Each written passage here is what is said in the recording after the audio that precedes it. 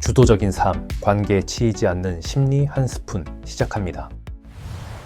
영화 이보다 더 좋을 순 없다의 주인공 엘비는 강박증과 순간적인 폭력성을 지닌 아주 예민한 사람입니다.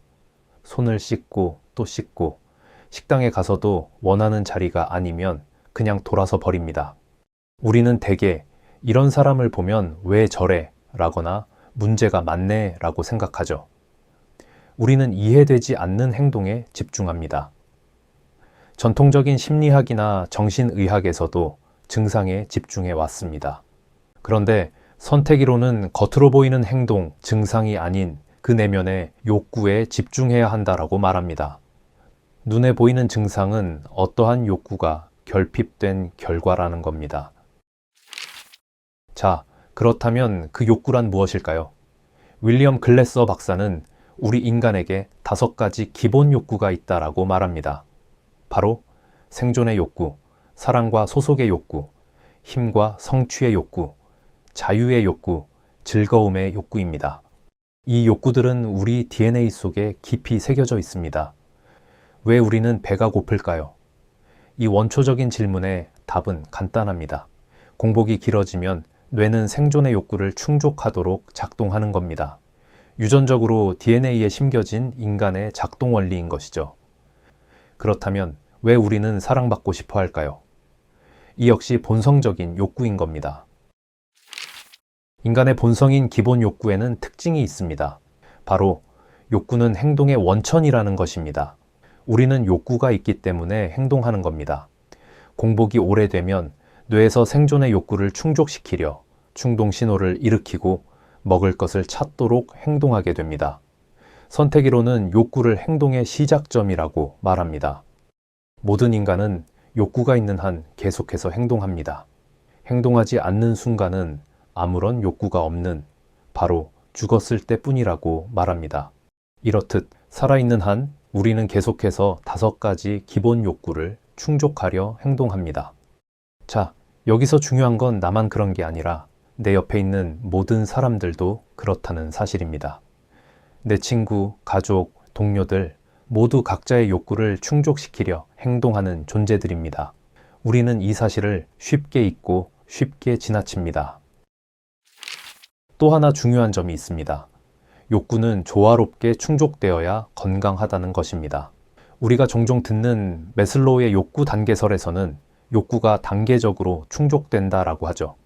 그런 측면도 있지만 실제 삶에서는 그렇지 않습니다.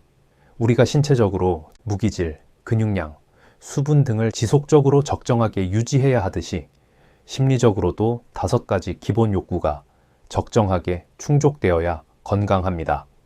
예를 들어볼까요? 가난하다고 해서 반드시 생존의 욕구만 중요한 건 아닙니다. 가난하지만 강한 성취의 욕구로 학문에 몰입하는 사람도 있습니다. 이처럼 기본 욕구는 순간순간 충동되고 어느 하나가 더 중요하다고 단정할 수 없이 모두 중요합니다. 여러분, 지금까지 배운 욕구의 2가지 특징을 떠올려 보세요. 우리는 유전적으로 기본 욕구를 느끼고 기본 욕구들을 균형 있게 충족하기 위해 매 순간 행동합니다. 그렇다면 이걸 어떻게 우리 일상에 적용할 수 있을까요? 누군가 이상한 행동을 하거나 과도한 감정을 표현할 때 우리는 이렇게 질문할 수 있습니다. 저 사람은 지금 어떤 욕구를 충족하려고 하는 걸까? 이 질문 하나로 우리의 시야는 훨씬 넓어집니다. 이전 같으면 그냥 짜증나, 왜 저래, 문제야 라고만 반응했겠지만 이제는 상대의 욕구를 바라보는 관점으로 한 발 물러서서 생각할 수 있게 되는 거예요. 이렇게 되면 문제 행동에 대해 감정적으로 휘말리지 않고 바라볼 수 있는 힘이 생깁니다. 우리가 해결사 역할까지 할 필요는 없어요. 중요한 건 내가 상대의 문제에 같이 빠져버리지 않을 수 있다는 겁니다. 자, 오늘은 기본 욕구에 대해 이야기해 봤습니다. 모든 사람이 욕구 충족을 위해 행동하며 이 욕구는 조화롭게 충족되어야 건강합니다. 그런데 우리는 아직 건강하게 욕구를 충족하는 법을 잘 모르는 것 같습니다.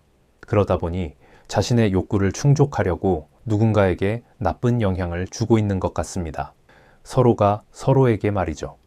우리는 무인도에서 내가 하고 싶은 대로 다 충족하면서 살고자 하는 게 아니죠. 결국 관계 속에서 욕구를 어떻게 충족해 나갈지에 대한 부분이 주도적인 건강한 삶을 만드는 기초가 될 것입니다. 다음 팟캐스트에서 이러한 기초, 토대를 어떻게 만들어 갈지 이야기해 보겠습니다. 오늘도 청취해 주셔서 감사합니다. 시네스였습니다.